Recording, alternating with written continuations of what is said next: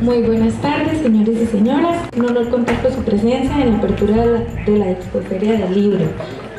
Integran la mesa principal el doctor Gustavo Adolfo Soto Valverde, director de la Escuela de Estudios Generales, el doctor Olger Calderón Argueda, director del Sistema Editorial de Difusión Científica y la Investigación, el doctor Mauricio Mengíbar Ochoa, coordinador de la Expoferia del Libro, y la licenciada Estrella Cartín de Gabriel, exdirectora de la Escuela de Estudios Generales. Iniciamos esta actividad con las palabras del coordinador de la Expoferia del Libro, el doctor Mauricio Mengíbar Ochoa.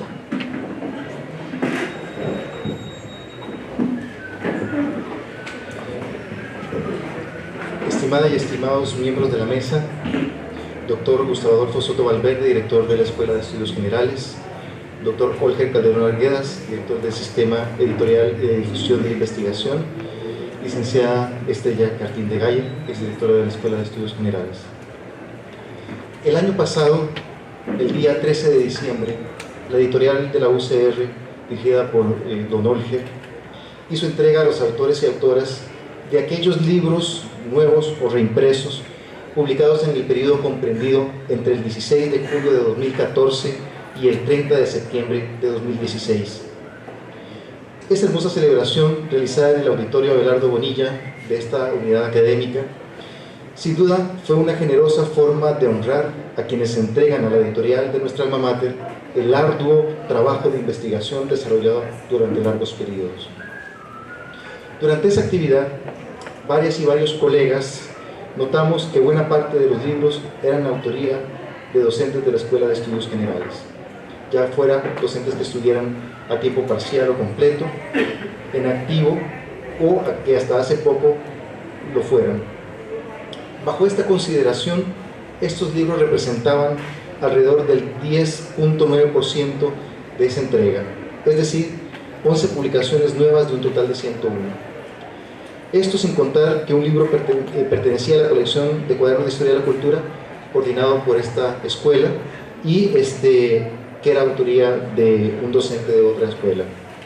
También habría que decir que de 81 libros reeditados, 11 eran de autoría de docentes en esta misma condición antes anotada. Es decir, el 13.5% del total de libros reeditados eran autorías de docentes que guardan o han guardado una relación laboral con nuestra unidad académica. Lo anterior nos hizo pensar en esta actividad, cuyo propósito fuera divulgar parte de nuestro quehacer como investigadoras e investigadores, plasmado en publicaciones impresas y digitales, libros o revistas. Pero cuando comenzamos a pensar en las posibilidades nos dimos cuenta que este propósito inicial era muy limitado. Por ejemplo, solo al revisar el catálogo de libros de la UCR pudimos observar que muchas y muchos autores ya no laboraban en los estudios generales, ya fuera porque se pensionaron o porque se trasladaron a otras unidades académicas. El profesor emérito Jorge Rovira Mas es un claro ejemplo. Laboró en esta unidad académica cuando era un departamento, para luego consolidar su tiempo entre las escuelas de Sociología y el Instituto de Investigaciones Sociales. Otros también se han jubilado, como el también profesor emérito Roberto Marín Guzmán, o como la profesora Julieta Dobles, muchas veces galardonada por un premio nacional. Otros tantos colegas y tantas colegas todavía en activo también enriquecen este catálogo. Patricia Fumero, Diana Senior, Lina Pochet, Karen Poe, María de los Ángeles Palacios, Eugenia Zabaleta, Cindy Mora, Leda Cavallini, Miguel Rojas, por solo citar algunos casos de quienes laboran a tiempo completo o a tiempo parcial en nuestra unidad. Así, de un total de los 772 títulos que a mitad de este 2017 estaban registrados en el catálogo de nuestra editorial, 110 son de docentes que tienen o han tenido esta serie de vínculos con los estudios generales, es decir, un 14% del catálogo.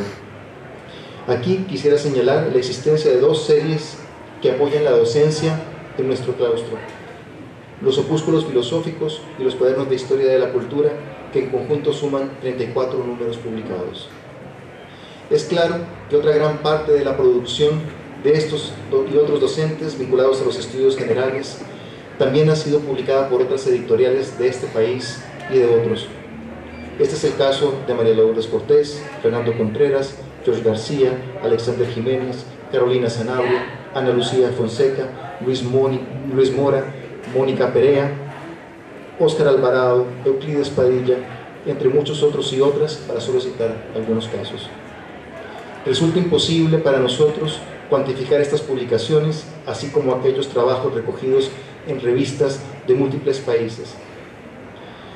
A este último respecto, solo podría decir que una buena parte de la producción intelectual de nuestras y nuestros docentes está recogida en las 4 revistas en las que participa nuestra unidad académica. Dicho sea, notan de paso, estas representan aproximadamente el 14% de las existentes en el portal de revistas académicas de esta universidad. Así, reconsiderando nuestro propósito inicial, esta se ha convertido en una celebración dedicada a los autores y a las autoras que transitan y transitaron por los estudios generales. Celebramos su creación y la manera en que, gracias a sus investigaciones, se ha contribuido a fortalecer nuestra unidad académica, como también, no nos cabe duda, los estudios generales ha contribuido a fortalecer su obra. Por eso, y a la par de la exposición y la venta de estos libros, hemos organizado 4 mesas en las que colegas de estudios generales y de la editorial de la Universidad de Costa Rica nos ofrecerán sus reflexiones sobre el proceso de creación del libro. Por ejemplo, el libro académico, el libro vinculado a las artes, de la literatura. Además, hablaremos sobre las revistas ya antes señaladas, sobre el libro digital y el proceso editorial de la Universidad de Costa Rica. Y finalmente, o más bien, para comenzar, la licenciada Estrella Cartín, profesora pensionada y exdirectora de los Estudios Generales, nos ofrecerá una conferencia inaugural. Quisiera finalizar agradeciendo a las personas que han permitido concretar este esfuerzo y sin quienes esta expoferia del libro de los Estudios Generales no hubiese sido posible. Particularmente, nuestro agradecimiento con el doctor Carlos Araya Leandro, vicerrector de investigación, con el doctor Jorge Calderón Arguedas, director del CIEDIN, y con su equipo. Especial gratitud guardamos con la sección de comercialización y con su jefa, la señora María del Rosario Arguedas. Ha sido la orientación de la editorial en el montaje y concepción de esta expoferia, así como su aporte, el que ha dado forma a esta actividad. Quisiera destacar que el pasado 30 de octubre, y este es un paréntesis, no tan al margen tampoco, la editorial UCR celebró 40 años de su modelo editorial. Como universitarios y universitarias nos unimos a esta celebración y con esta actividad le rendimos homenaje también. Igualmente quisiera expresar nuestro agradecimiento a Servicios Generales y a quienes en nuestra unidad académica apoyaron esta expoferia: al maestro Marvin Camacho, pianista, compositor y gestor cultural; a Fernando Ramírez, diseñador gráfico; al personal administrativo y a su jefe Maynor Agüero por brindarnos diligentemente todo su aporte técnico; a las y los miembros de la comisión organizadora de esta expoferia: Leonardo Sancho, Carolina Mora, Flor Solano, Gabriel River, Gabriel Soto, Randall Carrera y Julio Loría, por su acompañamiento, ideas y trabajo. Finalmente, a los autores y autores que compartieron sus obras y quienes durante estos próximos días nos ofrecerán su trabajo y su reflexión en varias mesas redondas. Así, y con la publicación como pretexto, en este 60 aniversario celebramos a los Estudios Generales, compromiso permanente con el humanismo, sello distintivo de la formación UCR.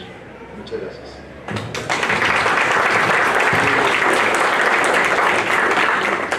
Muchas gracias al doctor Mauricio por sus palabras. Seguidamente las palabras del director del Sistema Editorial de Difusión Científica de Investigación, el doctor Jorge Calderón Arguedas.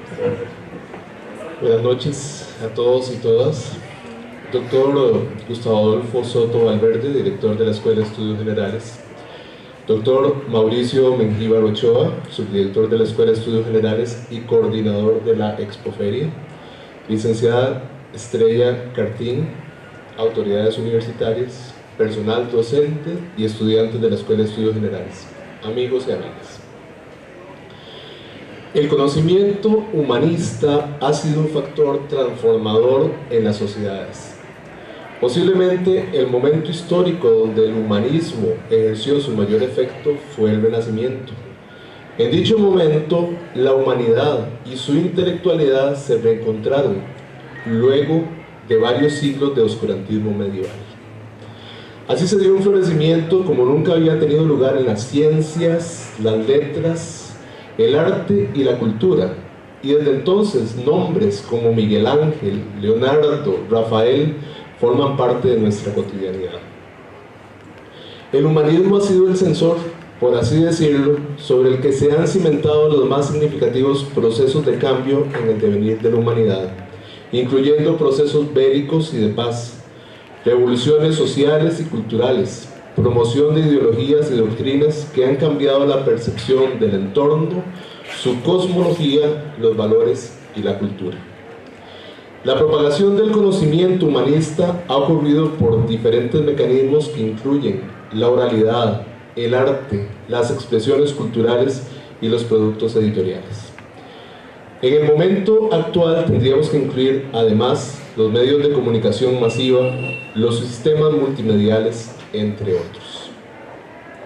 La invención y desarrollo de la imprenta por Gutenberg fue el motor más eficiente en este proceso de preservación y difusión del conocimiento.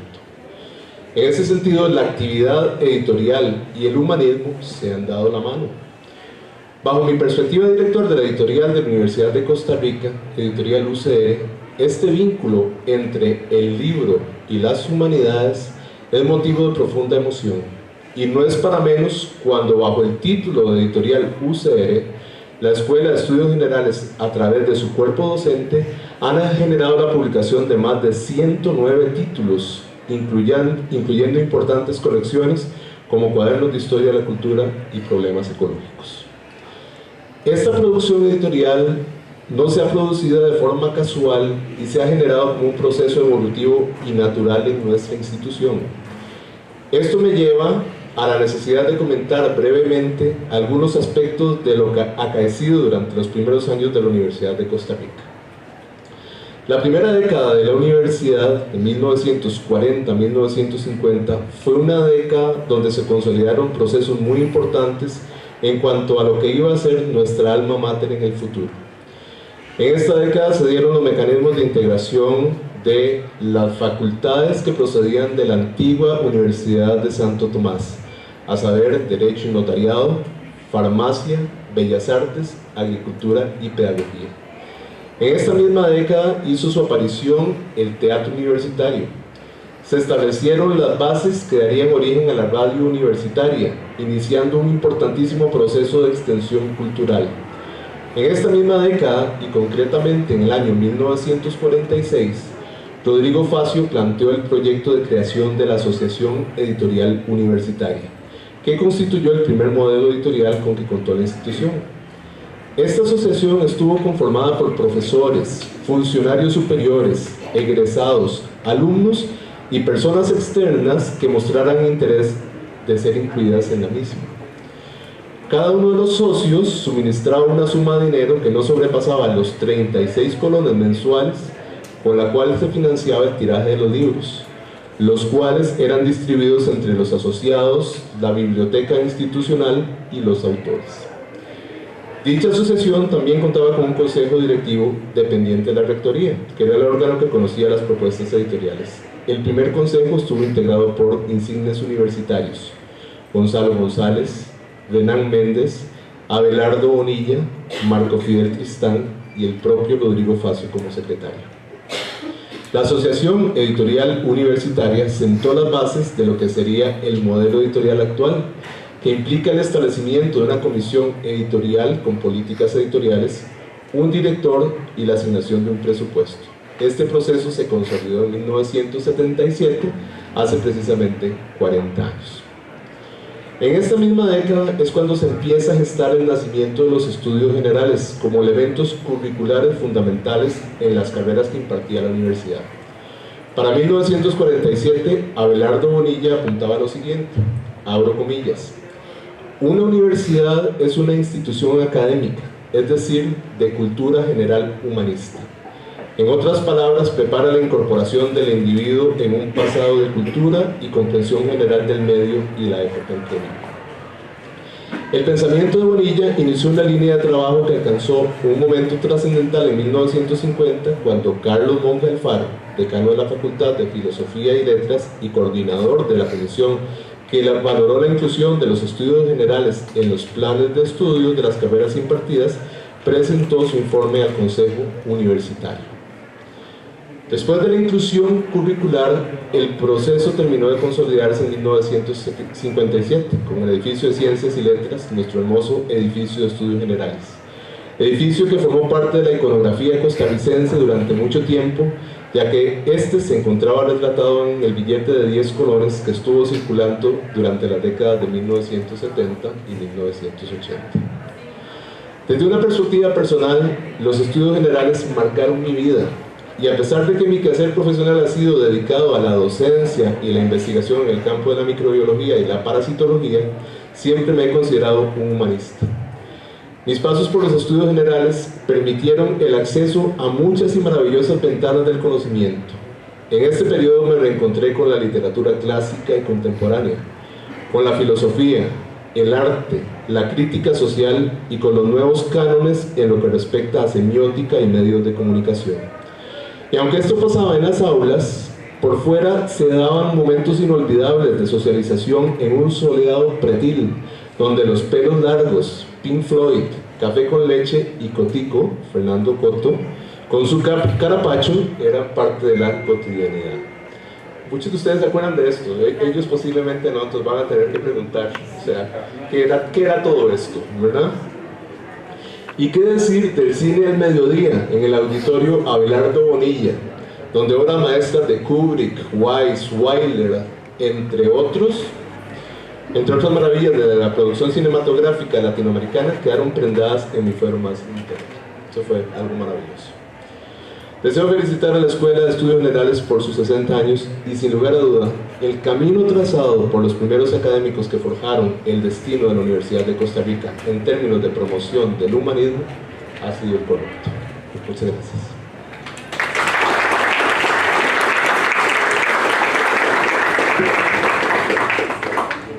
Continuamos con las palabras del director de la Escuela de Estudios Generales, el doctor Gustavo Adolfo Soto Valverde.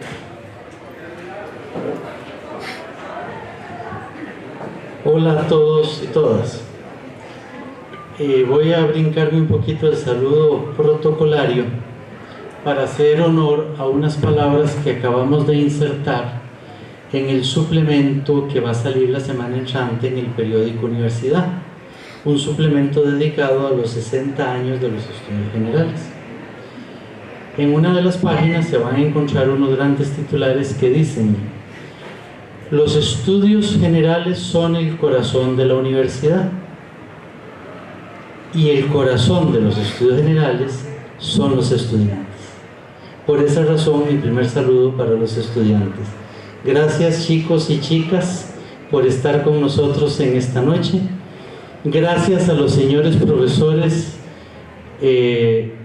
actualmente activos, también los que ya se han jubilado, a las personas que nos acompañan en la mesa, muy querida Estrellita Cartín. El hecho cierto es que la vida de los estudios generales son los estudiantes. Dentro de 40 años estarán estas generaciones que hoy están aquí sentados celebrando los 100 años de los estudios generales. Para entonces esperamos ya una consolidada Facultad de Humanidades en la Universidad de Costa Rica. Y muchos de nosotros o estaremos estudiando botánica o estaremos en algún venerable asilo recibiendo las gratas visitas de nuestros ex alumnos. Pero lo cierto es que los estudios generales nos convocan, y convocan a los que hoy somos profesores y convocan a los que hoy son estudiantes a un proyecto común.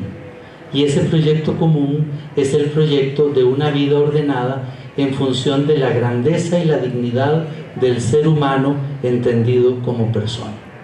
Si eso no es el centro de lo que hacemos, no estamos haciendo nada. Pero ¿cómo es que nos acercamos a la grandeza del ser humano?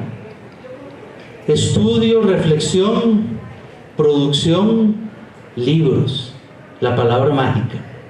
La palabra que nos convoca esta noche aquí: libros, revistas, folletos, eso que a veces nos puede parecer tan ajeno, sobre todo cuando uno es estudiante, resulta esencialmente importante, porque lo que pensaron los de antes y lo que hoy pensamos lo podremos heredar en la medida en que lo transmitamos, y esa transmisión es fundamentalmente en la obra mágica del libro, cuya historia comenzó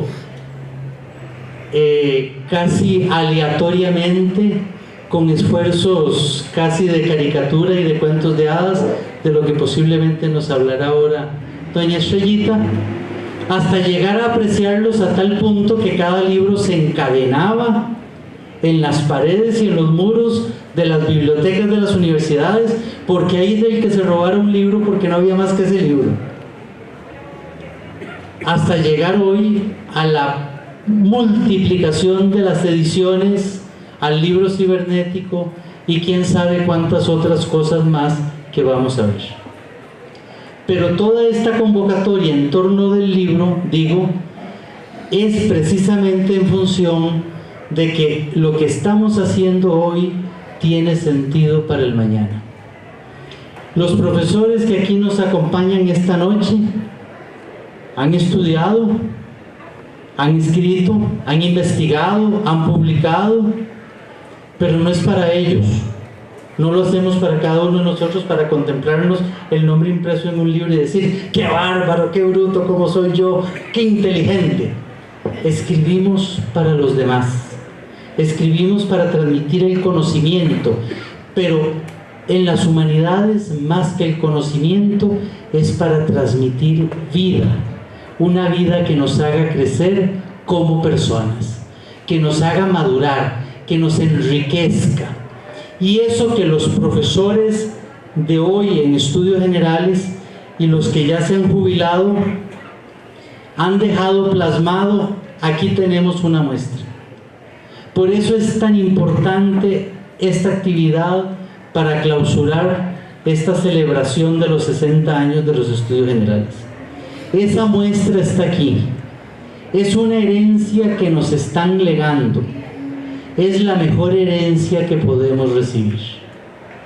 Quiero agradecer especialmente a la profesora Carolina Sanabria por su aceptación de compartir especialmente en esta noche con sus estudiantes. Y creo que estos jóvenes estudiantes tienen la obligación moral de estar dentro de 40 años presentes aquí en la celebración del centenario ya de los estudios generales. Muchas gracias a todos los que han venido, muchas gracias a Mauricio, señor subdirector de la escuela, a Estrellita, una queridísima exdirectora que nos honra con su presencia, y dicen que el que habla cae más bien cuando dice muchas gracias. Así es que muchas gracias.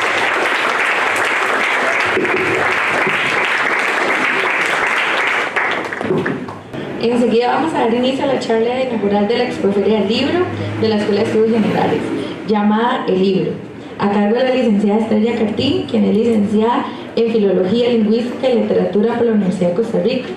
Su actividad profesional está centrada en la enseñanza, primero como profesora de secundaria y después como catedrática de la Universidad de Costa Rica, donde fue también directora de la Escuela de Estudios Generales. Un saludo muy afectuoso para este público tan grato. Y un sentido agradecimiento para las personas que me hicieron el honor de invitarme a tener esta conversación, esta reflexión con ustedes. Yo no les voy a dar una conferencia. Yo recuerdo a mi profesor, el más ilustre de mis profesores en España, que fue don Damaso Alonso, director después de la Real Academia Española, que cuando llegaba de dar un ciclo de conferencias en universidades europeas y en universidades de los Estados Unidos, nos decía: la verdad es que no sé qué me disgusta más, si dar una conferencia o si oírla, porque la conferencia responde a esa prisa que lleva el ser humano en esta época, que quiere enterarse en una hora de lo que ha sido objeto de años de investigación. Entonces todo se dice rápidamente y a última hora no le queda nada a la gente.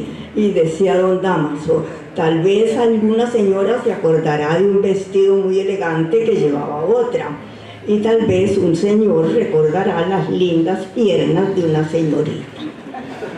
Entonces, ante el temor de que no quede nada y se aburran, y García Lorca decía, qué reto es una conferencia, porque por cualquier resquicio se mete el moscardón del sueño y terminamos con un público totalmente dormido.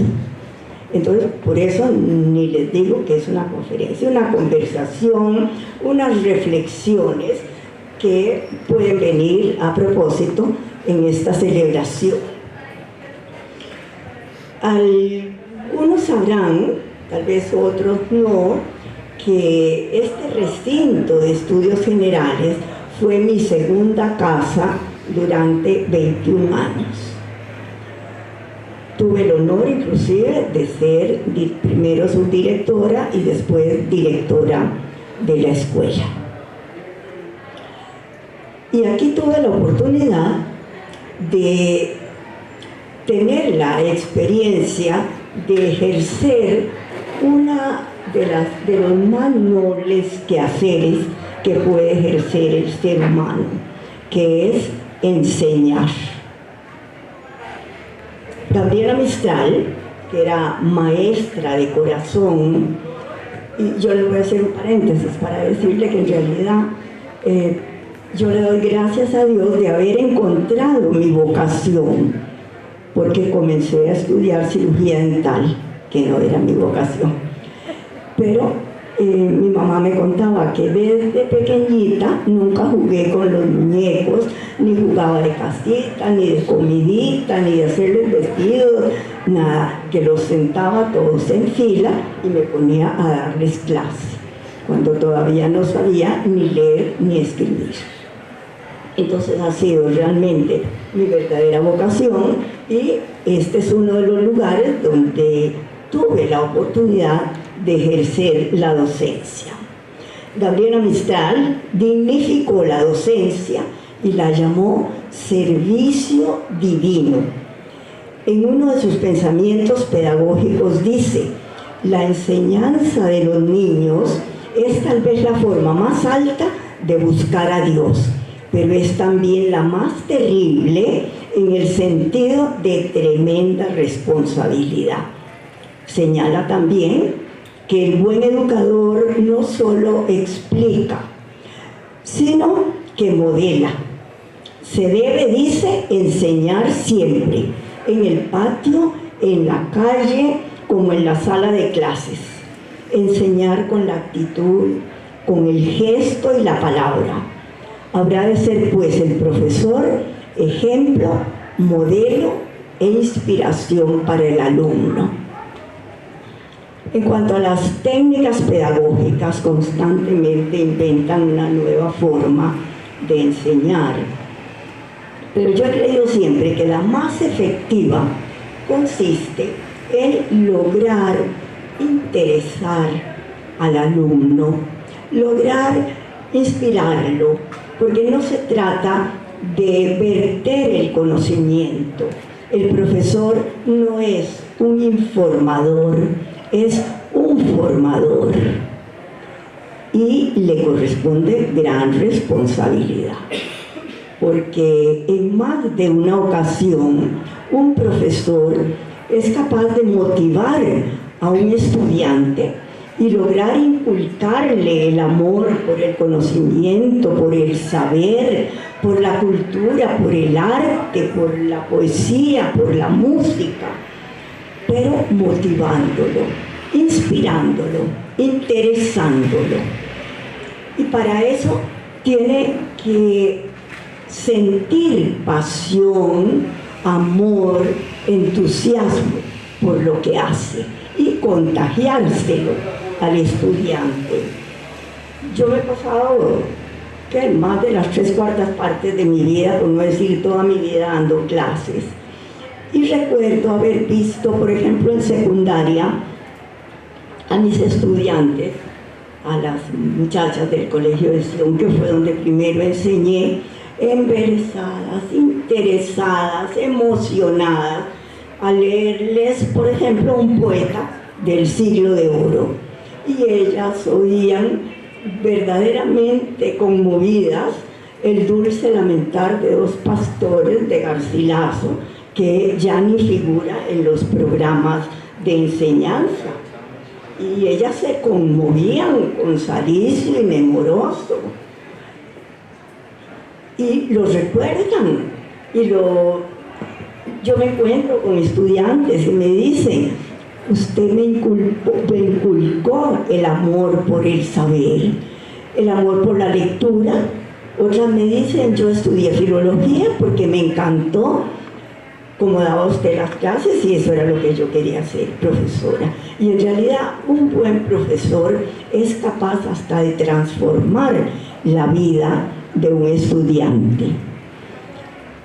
Cuando yo recibí clases en España, en la Universidad Complutense de Madrid, y tuve la oportunidad de oír a aquellos profesores tan brillantes, un profesor, bueno, como don Damaso Alonso, como don Rafael Lapesa, que nos daba una materia árida, porque lo que nos enseñaba era historia de la lengua, pero lo daba en una forma rigurosamente académica, pero con un encanto, con un entusiasmo, y de pronto salía con un romance y decía: Abenámar, moro de la morería, el día que tú naciste, grandes señales había, y todos nos quedábamos con la boca abierta de ver pues la erudición, el conocimiento y la manera de hacer agradable lo que se estaba enseñando. Gabriela Mistral dice que todo sembrador puede sembrar sonriendo.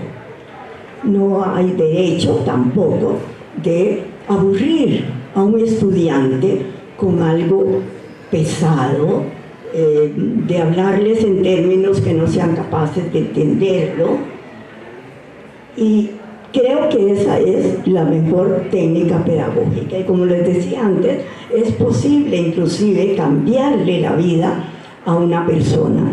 Un día de estos hablaba yo con Daniel Gallegos y me decía: mira, tuve una profesora de inglés, él es un abogado, tuve una profesora en Inglaterra, y nos daba unas clases de literatura que yo dije: nada tiene que ver el derecho, yo no quiero ser abogado, yo quiero ser un hombre de letras y quiero ser un escritor, y a esta profesora le debo ser el Daniel Gallegos que soy hoy. Yo viví una experiencia muy interesante también. En estudios generales había un grupo de estudiantes de medicina y yo veía a un alumno que me ponía mucha atención, que le gustaban mucho las clases, tal, todos eran un grupo de medicina. Y como medio año llegó y me dice: le voy a comunicar una cosa, ya me voy a salir de medicina, porque lo que me gusta son las letras, me gusta la literatura y quiero dedicarme a la escritura. Y yo dije: santo Dios. ¿Y qué dicen en su casa? Bueno, la odian. Dichosamente, este muchacho encontró ahí su vocación. Después se fue a México, es un escritor ya muy reconocido, premiado, ha tenido el premio de la Academia Costarricense de la Lengua, ha tenido premios en México, es profesor en la Universidad Nacional de México y ha triunfado en esa carrera que escogió. Bendito Dios. De manera que el profesor puede sembrar ahí una semilla que germinará y que dará sus frutos, que lo acompañarán durante el resto de su existencia. Pareciera que no viene al caso lo que les estoy diciendo, pero hablar en estudios generales de la importancia de lo que se enseña en estudios generales porque estamos formando seres que, más que la profesión que van a tener y que van a ejercer, la más importante de las profesiones es la profesión de hombre. Y se supone que el que ha pasado ya por estudios generales tiene otro panorama, otra visión del mundo, es capaz de apreciar otros valores que le dan otra dimensión a la existencia. Hoy esta unidad académica inaugura una exposición de libros que muestra la creación de los profesores de estudios generales. Una idea genial que representa un estímulo para los autores y un ejemplo para todos, y que nos da además la oportunidad de reflexionar no sobre la historia del libro, sino sobre la significación del libro en la vida de los seres humanos.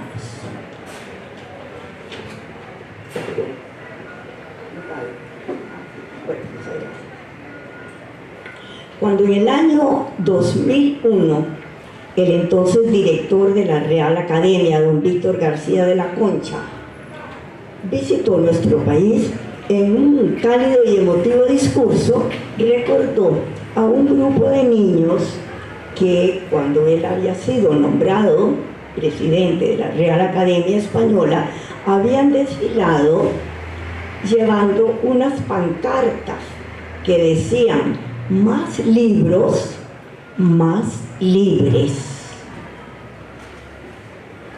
Y es que esa idea de asociar el conocimiento, el saber, con la libertad del hombre está presente desde la antigüedad. Prometeo, aquel titán, hijo de Japeto, quiso salvar a los hombres de las tinieblas en las que los tenía sumidos Zeus. Pero Prometeo se compadece del ser humano y le roba una chispa al sol y les da la luz. Pero no solamente les dio la luz, sino que les dio también el fuego del saber, el fuego del conocimiento. Claro que esto provocó la ira de Zeus, que se venga de Prometeo atándolo a una columna, y en la noche llegaba un águila, en el día llegaba un águila que le comía el hígado, que volvía a regenerarse durante la noche para que al día siguiente el águila volviera a comérselo. Y todavía no contento con esto, le mandó a su hermano, a Epimeteo, un regalo. Y ese regalo, que era nada más para el mal, era una mujer, era Pandora, la Eva pagana, que venía con una caja de regalo. Pero como la mujer es curiosa y es imprudente, dice la mitología griega, abrió la caja que no tenía que abrir, y ahí salieron todos los males, todas las desgracias, todas las enfermedades, y solo le dio tiempo de taparla antes de que saliera la esperanza. De manera que la esperanza es lo que le ha quedado para siempre al ser humano.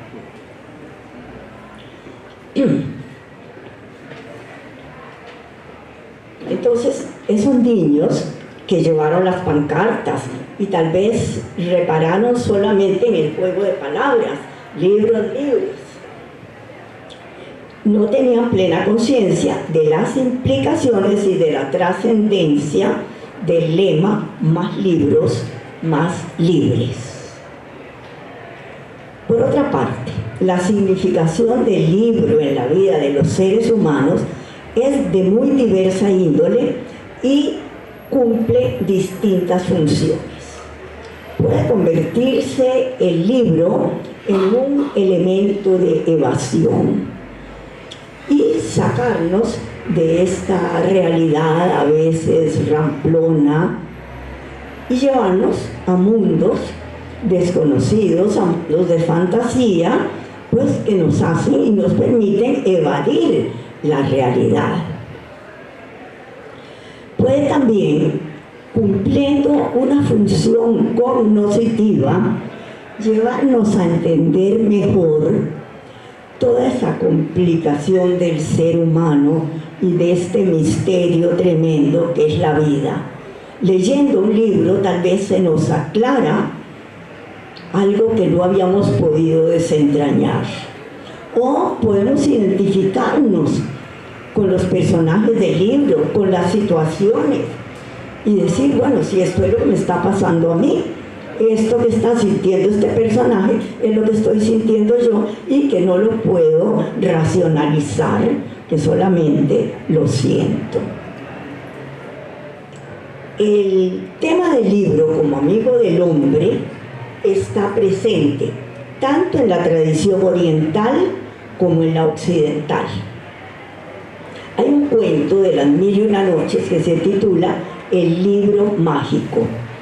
El califa Harún al-Rashid se siente deprimido, triste, nada le hace gracia, y entonces Jafar, el visir, le dice: cuando nuestra alma no se alegra con la belleza del cielo, ni con los jardines, ni con la dulzura de la brisa, ni con la vista de las flores, no queda otro remedio sino el libro, pues el más hermoso jardín es un armario lleno de libros.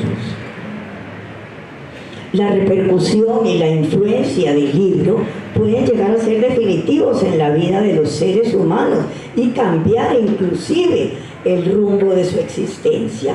Es conocido el influjo de la lectura en la vida de Ignacio de Loyola, que leyendo un libro de Cristo deseó imitarlo y cambió su vida completamente.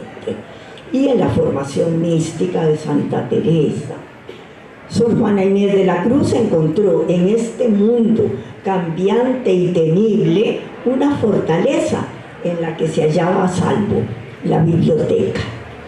Y es que, como dice Octavio Paz, el mundo de los libros es un mundo de elegidos, en el que los obstáculos materiales, las contingencias cotidianas se adelgazan hasta evaporarse casi del todo. Desde el instante en que en nuestras manos cae un libro y nuestra mente se inunda de ficciones, se nos transforma la realidad y somos capaces de vivir otros mundos y otras realidades. Mario Vargas Llosa, en el discurso pronunciado en Estocolmo al recibir el Premio Nobel de Literatura en diciembre del 2010, comenzó diciendo: aprendí a leer a los 5 años en la clase del hermano Justiniano en el Colegio de La Salle en Cochabamba. Es la cosa más importante que me ha pasado en la vida. Casi 70 años después, recuerdo con nitidez cómo esa magia, traducir las palabras de los libros en imágenes, enriqueció mi vida, rompiendo las barreras del tiempo y del espacio y permitiéndome viajar con el Capitán Nemo 20.000 leguas de viaje submarino, luchar junto a D'Artagnan, Athos, Porthos y Aramis contra las intrigas que amenazan a la reina en los tiempos del sinuoso Richelieu, o arrastrarme por las entrañas de París convertido en Jean Valjean con el cuerpo inerte de Marius a cuestas. La lectura convertía el sueño en vida y la vida en sueño, y ponía al alcance del pedacito de hombre que era yo el universo de la literatura. García Lorca, en una oportunidad en que fue invitado a inaugurar una conferencia, dijo: si yo tuviera hambre y estuviera desvalido en la calle, no pediría un pan, sino que pediría medio pan y un libro. Libros, libros. He aquí una palabra mágica que equivale a decir amor, amor, y que debían los pueblos pedir como pide pan o como anhelan la lluvia para sus cementeras. El libro tiene su creador. Él desde siempre se ha asociado al creador artístico, ya sea el poeta, el novelista, el pintor, se le ha asociado con la divinidad. Vicente Huidobro considera al escritor, al creador, como un pequeño dios, como un fabricante de mundos. Darío llama a los poetas torres de Dios para rayos celestes. Y Fray Luis de León decía que él componía, escribía mientras estaba en contacto con el aliento celestial y divino. De manera que se ha visto siempre en el creador algo que se asemeja a la divinidad. El hombre, no lo olvidemos, fue hecho a imagen y semejanza de su creador. Y eso podría ser la razón de la innata nostalgia del hombre por crear. En García Márquez, Historia de un deicidio, el mejor libro que se ha escrito sobre García Márquez inmediatamente después de la aparición de 100 años de soledad, pero que Vargas Llosa no permitió que se volviera a editar, porque se pelearon por asunto de faldas y impidió que se volviera a editar. Es un libro muy grueso, muy amplio, con un estudio profundísimo de toda la obra de García Márquez. En ese libro, Vargas Llosa dice: escribir novelas es un acto de rebelión contra la realidad, contra la creación de Dios, que es la realidad. Es una tentativa de corrección, cambio o abolición de la realidad, de su sustitución por la realidad ficticia que el novelista crea. O sea que el novelista le está inventando la plana a la creación, está creando otro mundo y otra realidad. Dice Vargas Llosa, cada novela es un asesinato simbólico de la realidad. El novelista es un fabulador, crea mundos con sus mentiras, historias maravillosas en que lo real y lo irreal se confunden. Pilar Serrano, la esposa del escritor Donoso, le dice en una carta a su hija, Pilar Donoso: mire, hijita, no le preocupe que sea mentira. En esta casa hemos comido siempre de las mentiras de su papá. Y Vargas Llosa, al concluir su discurso de Estocolmo, dice: las mentiras de la literatura se vuelven verdades a través de nosotros, los lectores, transformados, contaminados de anhelos y por culpa de la ficción en permanente entredicho con la mediocre realidad.